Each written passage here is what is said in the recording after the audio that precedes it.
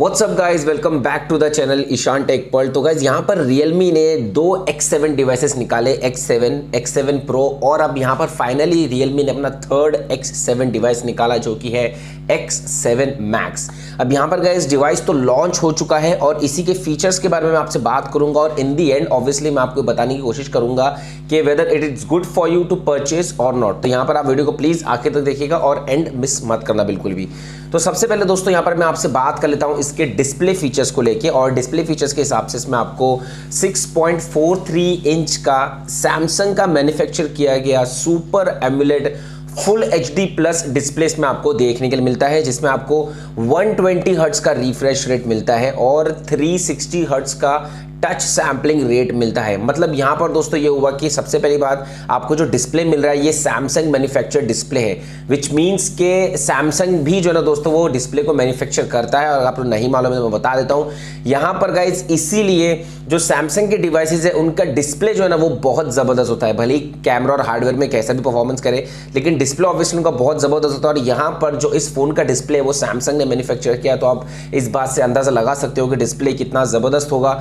और सबसे बड़ा प्लस पॉइंट ये है कि इसमें आपको 120 हर्ट्ज का रिफ्रेश रेट मिल रहा है और साथ ही में 360 हर्ट्ज का इसमें आपको टच सैम्पलिंग रेट मिल रहा है। मतलब फोन बहुत अच्छा रिस्पॉन्सिव होगा और इस बात से आप ये भी अंदाजा लगा सकते हो कि जिसको जो फिंगरप्रिंट स्कैनर है वो कितना जल्दी जो है ना आपके फिंगरप्रिंट को रिस्पॉन्स करेगा। तो यहाँ पर गाइज मैं आपको एक चीज यही बोलूंगा बस कि इसमें कोई भी ऐसी चीज मुझे नहीं दिखती जहां पर हम क्रिटिसाइज कर सकते हैं। सब चीजें जो है दोस्तों ऑब्वियसली इसके डिस्प्ले में एकदम जबरदस्त मिलती है, इसके फीचर्स भी जो है डिस्प्ले के एकदम जबरदस्त मिलते हैं। बात करूंगा दोस्तों यहाँ पर मैं अब कैमरा फीचर्स के बारे में, और इसमें जो दोस्तों मेरी तरफ से थोड़ा सा लैग किया है डिवाइस। सबसे पहली बात तो उसमें आपको ट्रिपल सेटअप मिलता है और उसमें से आपको जो प्राइमरी लेंस मिलता है वो 64 मेगापिक्सल का सोनी IMX 686 लेंस मिलता है।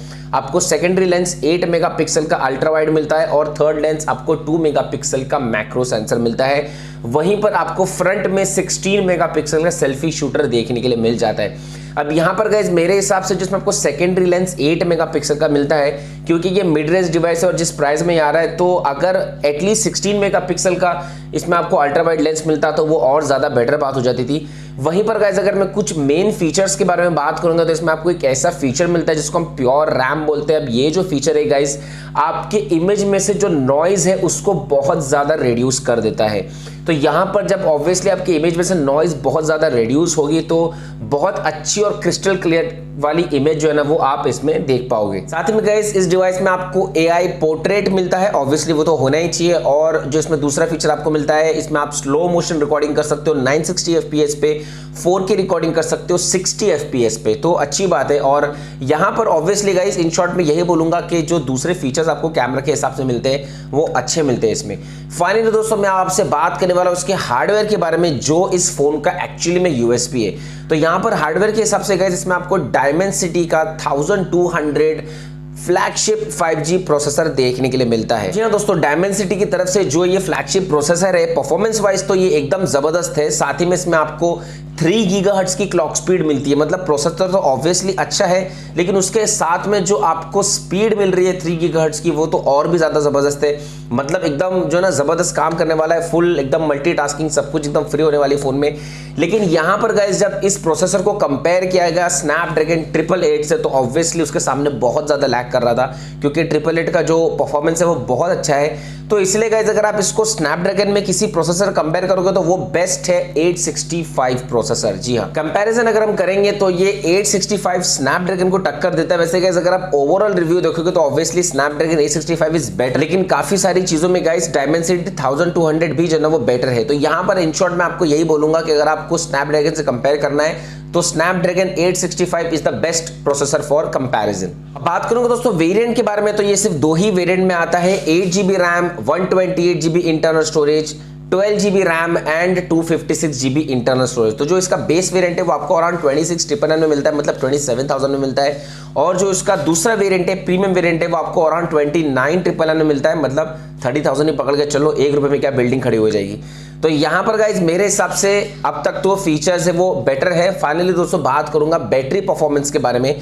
बैटरी परफॉर्मेंस के हिसाब से गाइज इसमें आपको 4500 mAh की बैटरी मिलती है, जिसको आप 50 वॉट की फास्ट चार्जिंग से चार्ज कर सकते हो। लेकिन अगर आप X7 या शायद X7 Pro में आप देखोगे तो उसमें 65 वॉट की फास्ट चार्जिंग मिलती है, विच मीन्स कि यहाँ पर आपको जो फास्ट चार्जिंग है वो कम मिल रही है। लेकिन 50 वॉट की फास्ट चार्जिंग होने के बावजूद भी गाइस ज़्यादातर यूजर्स ने एक रिपोर्ट की है, कंप्लेंट की, और वो ये है कि 5 to 100% जाने में तकरीबन 1 घंटा ले लेता है ये फोन, जबकि ऐसा नहीं होना चाहिए।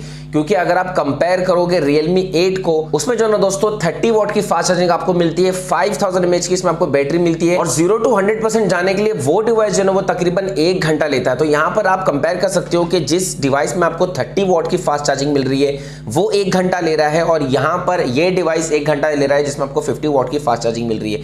मे बी कंपनी शायद इसको बाद में रेक्टिफाई करने की कोशिश करे, मे बी सॉफ्टवेयर के थ्रू शायद ये रेक्टिफाई हो जाए, लेकिन इस वक्त जो ना दोस्तों इस डिवाइस में ये प्रॉब्लम फेस हो रही है। तो गाइस ये तो थे पूरे फीचर्स इस डिवाइस के। अब यहाँ पर गाइस अगर मैं अपना ओपिनियन दूंगा तो मुझे देखिए प्राइस के हिसाब से डिवाइस बहुत अच्छा लगा है, लेकिन यहाँ पर एक चीज मैं आपको एकदम ब्लंट बोल देता हूँ, और वो ये है कि ये कैमरा ओरिएंटेड फोन नहीं है। जी हाँ, अगर आप इस हिसाब से ले रहे हो कि आपको एक प्रॉपर कैमरा चाहिए, ठीक है, मैं ये नहीं बोल रहा हूँ कि बहुत ही बेकार कैमरा आपको मिलेगा, एवरेज कैमरा इसमें आपको मिलेगा, लेकिन ये बेसिकली जो है ना वो हार्डवेयर ओरिएंटेड डिवाइस है, तो यहाँ पर आपको हार्डवेयर अच्छा मिलेगा।